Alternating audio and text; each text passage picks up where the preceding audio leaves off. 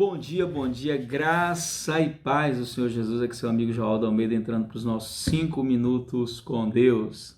Estamos estudando o riquíssimo Evangelho de João e hoje abrimos o capítulo de número 5.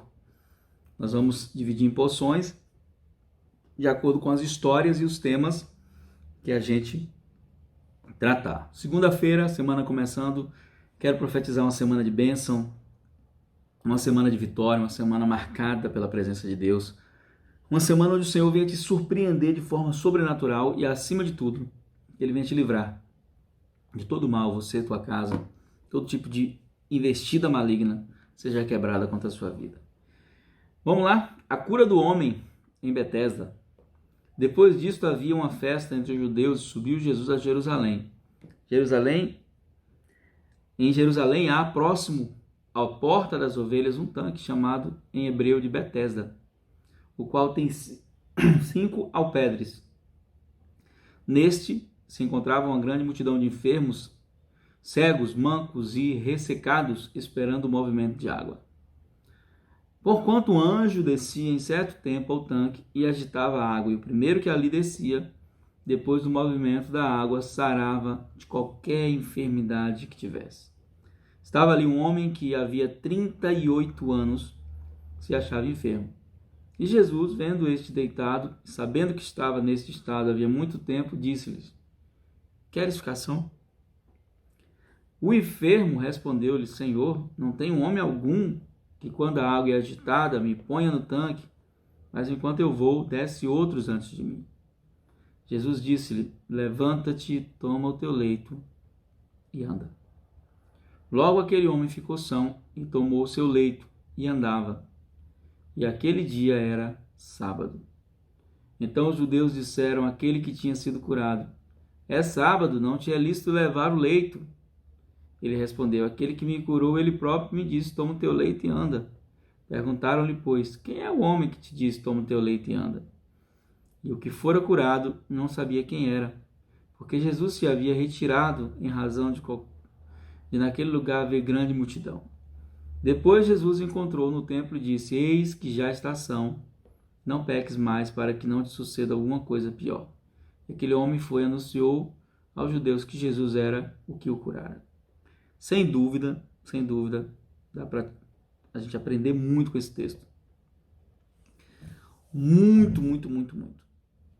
Várias lições. A primeira delas é sobre a importância de nós entendermos o que Jesus está falando conosco. Aqui conta a história e mostra uma tradição.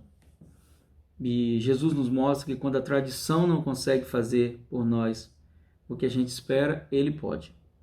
Tradição, que o anjo vinha, sacudia as águas, ele tem um homem enfermo, 38 anos, e Jesus faz uma pergunta lógica, objetiva para ele, uma pergunta muito óbvia. A pergunta de Jesus é: você quer ficar são? É interessante perguntar isso para alguém que está doente. A resposta de imediato tinha que ser: sim, eu quero. Mas aquele homem responde de forma interessante, diz: eu não tenho quem me leve na água. A pergunta de Jesus não foi: você quer que eu te leve na água? Mas por que esse homem respondeu dessa maneira? Porque ele não sabia quem era Jesus. E a esperança de cura dele estava naquela água que se balançava. Eu aprendi uma chave para que os problemas se solucionem nas nossas vidas e nós sabemos o que queremos. Então, quando Jesus nos faz uma pergunta, a gente tem que... Às vezes estou cuidando de um casal que está em crise. A primeira pergunta que eu faço para eles é: o que vocês querem? Vocês querem a restauração do casamento? Aí as pessoas às vezes respondem como esse homem: mas ele não quer mudar, ela não quer mudar. Não, minha pergunta não é essa. Minha pergunta não é se tem alguém envolvido. A minha pergunta é: o que você quer? A resposta desse homem foi: não tem ninguém que faça isso por mim. Jesus não está perguntando isso, ele está perguntando: você quer? E ele sempre vai fazer isso, ele sempre vai perguntar o que você quer. O segundo ponto é que ele é curado imediatamente, então a fé libera o milagre, mas esse homem tem um encontro com os religiosos. E os religiosos, a primeira coisa que notam é ele carregando uma cama. Quando ele diz que foi curado, os homens da religião, ao invés de se alegrar mais com a cura do homem, ficam mais preocupados. Por que ele está carregando uma cama no sábado? Típico da religião. Escravizar pessoas valorizando tradição. E por último, Jesus encontra aquele homem E é interessante porque Jesus curou aquele homem e aquele homem não conhecia Jesus, mostrando que muitas pessoas vão receber o favor de Jesus sem sequer conhecê-lo. Mas quando Jesus encontra aquele homem, Jesus dá um conselho para ele: não peque mais para que não te aconteça coisa pior. Dando a entender que aquela doença, ela foi mandada embora, mas o pecado poderia abrir a porta para que ela voltasse de uma forma muito pior do que ela era. Então o pecado sempre abre a porta da tragédia, não somente da enfermidade, mas de qualquer tipo de tragédia. Então fique atento a todo tipo de pecado e, acima de tudo, anuncie Jesus, que foi o que esse homem fez. Hoje a gente falou sobre isso no nosso clube de leitura, estamos estudando o livro do Rick Warren, Uma Vida com Propósito, e hoje a gente falou sobre a importância de nós anunciarmos Jesus. Então, que essas lições possam ser aprendidas e possamos praticá-las. Vamos orar?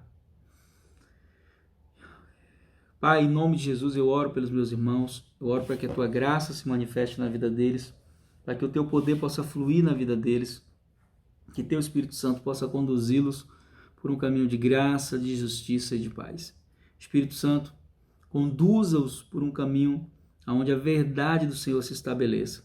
Nós não queremos apenas viver milagre, nós queremos expressar quem o Senhor é, queremos glorificar o Teu nome. Eu oro por essa semana, te pedindo que o Senhor dê uma semana de livramento, de bênção, uma semana marcada pela Tua presença, em nome de Jesus. Amém. Deus em Cristo te abençoe. Um beijo no seu coração. Graça e paz.